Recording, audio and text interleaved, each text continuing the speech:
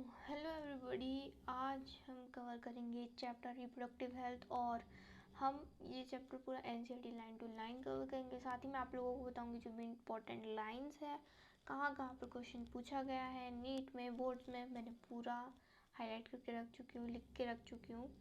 चलिए स्टार्ट करते हैं। सबसे पहले you have learn about human reproductive system and its function in class in chapter 2। ठीक है, चैप्टर 2 में हमने पढ़ लिया है ह्यूमन रिप्रोडक्शन में कैसे क्या होता है, सब कुछ पढ़ चुका है। ठीक है, now let us discuss a closely related topic reproductive health. उसी के क्लोज में एक टॉपिक है रिप्रोडक्टिव हेल्थ जो कि आज हम कवर करने वाले हैं। ठीक है, the term simply refers to healthy reproductive organ with normal function. ये चीज़ याद रखने वाली है कि ये जो टर्म है रिप्रोडक्टिव हेल्थ, वो मतलब बताता है कि जो रिप्रोडक्टिव ऑर्गन है वो हेल्दी रहे और उनका जो फंक्शन है वो नॉर्मल ही वो फंक्शन करे। ठीक है, however it has a broader perspective and include the emotional and social aspect of reproduction also according to World Health Organization। ये क्वेश्चन बोर्ड में आ चुका है 2 मार्क्स के लिए। ठीक है, WHO क्या कहता है? Reproductive health means a total wellbeing in all aspects of reproduction, that is physical, emotional, behaviour and social. मतलब कि ये कह रहा है कि जो रिप्रोडक्टिव हेल्थ है वो सिर्फ और सिर्फ हमारे रिप्रोडक्टिव ऑर्गन से रिलेटेड नहीं है, जबकि वो हमारी फिजिकल, इमोशनल और बिहेवियर, सोशल जो एस्पेक्ट्स हैं उनसे भी रिलेटेड है। ठीक है, अगर हमारा फिजिकली, इमोशनली, बिहेवियरली, सोशली हम लोग अच्छे रहेंगे, वेलबींग रहेंगे, तो ही जो हम रिप्रोडक्टिवली हेल्दी होंगे। ठीक है, therefore a society with people having physical and functionally normal reproductive organ and normal emotional and behavioral interaction among them in all sex related aspects might be called reproductively healthy। वही जो same चीज़ मैंने आपको बताई। Question आ सकता है ऐसा paper में कि बताओ वर्ल्ड हेल्थ ऑर्गेनाइजेशन के अकॉर्डिंग रिप्रोडक्टिवली हेल्दी चीज़ हम किसको कहेंगे। ठीक है, तो ये जो हाईलाइट किया हुआ है मैं आप वो लिख सकते हैं और इसके आगे की कुछ 1-2 लाइन भी लिख सकते हैं जैसे कि एनसीईआरटी में दी हुई है। अब हमारा नेक्स्ट जो टॉपिक है, अभी हमने इंट्रोडक्शन पढ़ा, अब हमारा टॉपिक जो है रिप्रोडक्टिव हेल्थ प्रॉब्लम और स्ट्रैटेजीज। ठीक है, इसमें ज़्यादा कुछ पढ़ने का है नहीं, मैं आपको फिर भी ऊपर ऊपर बता देती हूँ। India is amongst the first country in the world initiate action plan and programme at national level to attain total reproductive health as a social goal. ठीक है, इंडिया जो था मतलब फर्स्ट कंट्रीज़ में से एक था जिन्होंने जो रिप्रोडक्टिव हेल्थ के बारे में नेशनल लेवल पर उसको लोगों को बताया। ठीक है, नेशनल लेवल पर प्लान्स और एक्शन मतलब प्रोग्राम किए। तो this programme called family planning, इन प्रोग्राम को हम फैमिली प्लानिंग नाम देते हैं, जो कि याद रखना इम्पॉर्टेंट है। वर इनिशिएट इन 1951। भाई साहब ये क्वेश्चन नीट में भी आया हुआ है, बोर्ड में भी एमसीक्यू में पूछा गया है और एनसीईआरटी में गिवन है जो डाटा, वो तो याद होना ही चाहिए। ठीक है, अब यहाँ पे improved programme covering wide reproductive related areas are currently operation under the popular name reproductive and child health care programs, RCH full form याद रखनी है, कभी कभी पूछा जा सकता है। creating awareness among people about various reproduction related aspects and providing facilities and support for building up a reproductively healthy society are the major task under these programs। ठीक है, तो समझाने की ज़रूरत है ही नहीं, बहुत सिंपल सा है। With the help of audio, visual and print media, government and non-governmental agencies have taken various steps to create awareness among the people about reproduction related aspects। इन्होंने जो मैं बता रही हूँ, जो प्रोग्राम है, जो फैमिली प्लानिंग है, उसी के अंदर ये चीज़ आती है कि मतलब बहुत सारे ऑडियो विजुअल की तरह से प्रिंट मीडिया, न्यूज़पेपर्स, मैगजीन्स, इनकी हेल्प लेकर गवर्नमेंट और नॉन गवर्नमेंट जो एजेंसीज है उन्होंने अपना स्टेप उठाया, आगे बढ़ाया, आवाज़ बढ़ाई, अवेयरनेस फैलाने की कोशिश की जितने भी रिप्रोडक्शन रिलेटेड चीज़ें हैं उनके बारे में। ठीक है, ये पूरे पैराग्राफ में घुमा फिरा के सिर्फ एक ही बात बोली है। ठीक है, हमको पता होना चाहिए रिप्रोडक्शन के बारे में, कैसे उसका फंक्शंस होता है, कैसे हम हेल्दी रह सकते हैं, बस इसी के बारे में। तो एक बार ऊपर ऊपर ही पढ़ लेते हैं, कोई चीज़ होगी तो मैं आपको बताऊँगी। Parents and other close relatives, teachers and friends also have a major role in the dissemination of the above information. Introduction of sex education in school should be also encouraged to provide right information to the young so as to discourage children with believing in myths and having misconception about sex related aspect. जैसे भाई तुम लोग को भी पता है अभी बहुत ज़्यादा मिसकंसेप्शन, बहुत सारे मिथ्स फैल चुके हैं, ये सब कि ये सब चीज़ों को ना होने के लिए सेक्स एजुकेशन जो है स्कूल में पढ़ाना बहुत ज़्यादा इम्पॉर्टेंट हो जाती है, ठीक है। Proper information about reproductive organ, adolescence related changes, safe hygiene, ये सब के बारे में बताना चाहिए। साथ ही साथ सेक्शुअली ट्रांसमिटेड डिसीज़, एड्स जैसे कि उनके बारे में भी हमको बहुत ज़्यादा अवेयरनेस फैलानी चाहिए, ठीक है।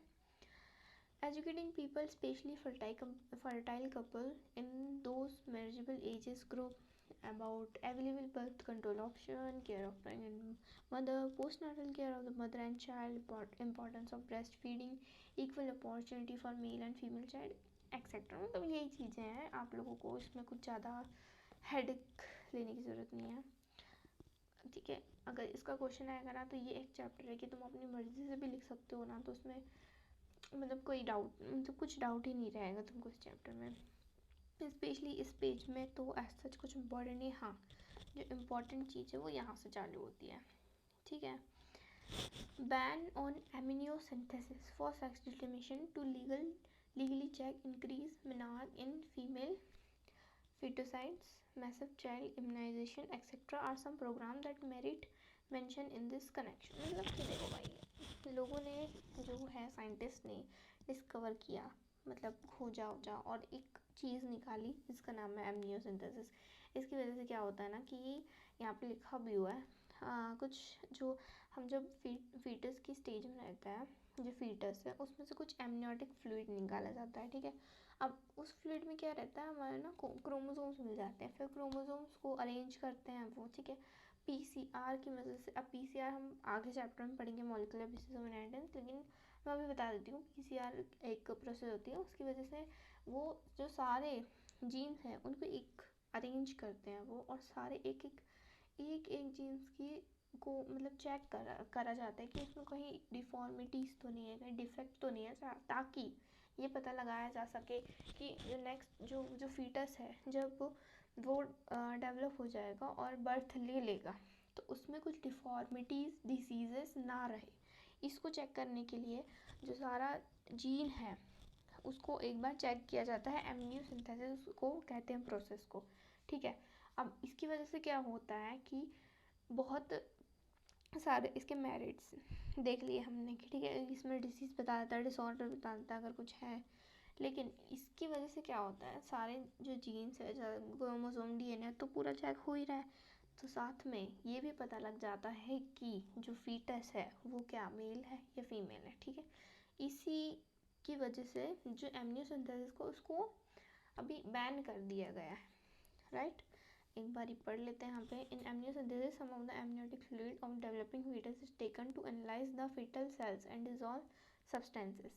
This procedure is used to test for the presence of certain genetic disorders जैसे कि Down syndrome, haemophilia, sickle cell anaemia, determination of survivability of foetus, ठीक है। इसको डिटरमाइन करने के लिए कि भाई फीटस जिंदा रह पाएगा कि नहीं रह पाएगा, ठीक है, जब वो बर्थ ले लेगा तब। अब यहाँ एज सच इम्पोर्टेंट कुछ नहीं है, पढ़ना है तो ठीक है, कोई बात नहीं, पढ़ लेते हैं। Research on various reproduction related area are encouraged and supported by governmental and non-governmental agencies to find out new method and to improve upon the existing one। मतलब यही यार, बहुत ज़्यादा रिसर्च हुई है रिप्रोडक्शन रिलेटेड एरिया में, इनक्रेज किया गया है पीपल को। बहुत सारे मतलब बहुत सारे एरियाज होते हैं जैसे रूरल एरिया, तो वहाँ पे बहुत लोगों को अवेयरनेस नहीं होती है, तो वो अवेयरनेस फैलाने के लिए बहुत सारे गवर्नमेंट नॉन गवर्नमेंट एजेंसीज ने पार्टिसिपेट किया है, ठीक है, ये बता रहा है। अब यहाँ इस पैराग्राफ में कुछ भी इम्पोर्टेंट नहीं है, बस इतना है कि आपको जो CDRI इसका फुल फॉर्म याद होना चाहिए। ये एक बोर्ड एग्ज़ाम के MCQs में पूछा जा चुका है, ठीक है। Central drug research institute. तो जितने भी भाई पूरी NCERT में, मतलब पूरे जितने भी चैप्टर्स हैं ना उसमें ये जो छोटी छोटी चीज़ें हैं ये ना भूल जाते हैं, मतलब हम नेगलेक्ट कर देते हैं, बट हाँ पता होनी चाहिए। चलो अब नेक्स्ट हमारा टॉपिक आता है population stabilisation and birth control. ठीक है, यहाँ पे जो डेटा दिया हुआ है कुछ ज़्यादा इम्पोर्टेंट चीज़ नहीं है, बट हाँ जो डेटा दिया हुआ है वो बोर्ड में भी आया और नीट में भी आया, तो इसको हाईलाइट ज़रूर कर लेना, याद ज़रूर कर लेना। तो मैं ऊपर का नहीं पढ़ रही हूँ, मैं इतना बता देती हूँ। देखो यहाँ से लिखा है the world population which has around 2 billion in 1990। ठीक है, वर्ल्ड की पॉपुलेशन बता रहा है 1900 में। 1900 में कितनी थी? 2 बिलियन थी। तो वो 2000 में 6 बिलियन हो गए। भाई साहब तुम देखो 2 सालों के अंदर, ठीक है 10 सालों के अंदर इन्होंने कितना एक्सटेंड कर लिया, 4 बिलियन लोग, ठीक है, और बढ़ गए हैं वर्ल्ड में। अब 7.2 बिलियन इन 2011। भाई देखो इतना ज़्यादा डिफरेंस आ रहा है, इतने ज़्यादा पॉपुलेशन इंक्रीज हो रही है। और 350 million at the time of our independence कब हुआ था? 1947 में। ठीक है, उस टाइम पे भाई साहब 350 मिलियन लोग थे, है ना। और 1 बिलियन हो गए कब? 2000 में। ये हमारे कंट्री के बारे में बता रहा है। देखो जो ऊपर 2 बिलियन 6 बिलियन 7.5 बिलियन ये तो वर्ल्ड का था, लेकिन इंडिया का यहाँ से शुरू हुआ है। 350 मिलियन लोग थे इंडिपेंडेंस के टाइम, और 1 बिलियन लोग हो गए 2000 में। ठीक है, एंड क्रॉस्ड 1.2 बिलियन इन मे 2011। देखो भाई अभी के टाइम पे 2014 2024 25 का देखेंगे तो इंडिया ही एक ऐसा देश है जिसकी सबसे ज़्यादा पॉपुलेशन है पूरे वर्ल्ड के अंदर। ठीक है, चलो आगे बात करते हैं।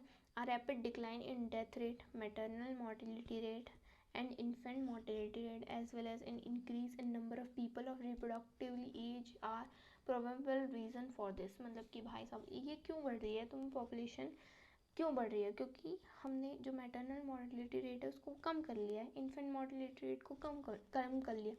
मोर्टेलिटी रेट यानी कि मरने का रेट, डेथ रेट है ना, उसको कम कर लिया। और साथ में ही जो रिप्रोडक्टिवली जो एज है, ठीक है, जो लोग हैं ज़्यादातर वो रिप्रोडक्टिव एज में है, तो वो ज़्यादा रिप्रोड्यूस कर रहे हैं, इसकी वजह से हमारा जो पॉपुलेशन है वो ज़्यादा बढ़ रहा है। ठीक है, अब आगे दो our reproductive child health care programme.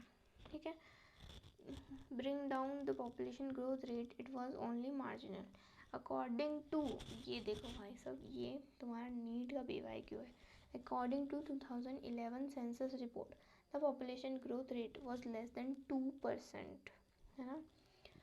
ये चीज़ आई हुई है ना। यहाँ पे such an alarming growth could lead to an absolute scarcity of even basic requirement food shelter। यही भाई इतने ज़्यादा पॉपुलेशन बढ़ जाएगी तो खाने की कमी हो जाएगी, पानी की कमी हो जाएगी, रहने की कमी हो जाएगी। ठीक है, यही सब दिया हुआ है। इसके बाद इस पैराग्राफ में कुछ नहीं है, बस यही है कि जो बहुत हाँ मतलब कि हम लोगों ने इतना ज़्यादा रिप्रोड्यूस करने लगे हैं कि इतनी ज़्यादा, भाई साहब तुम देखो पहले के ज़माने में कितने लोग भाई, किसी के बता रही हूँ ना, 10 बहन भाई, 11 बहन भाई, ऐसे होते थे। अभी लेकिन बता दिया है कि एक स्लोगन दिया है ना, हम दो हमारे दो, ऐसे करके। और एक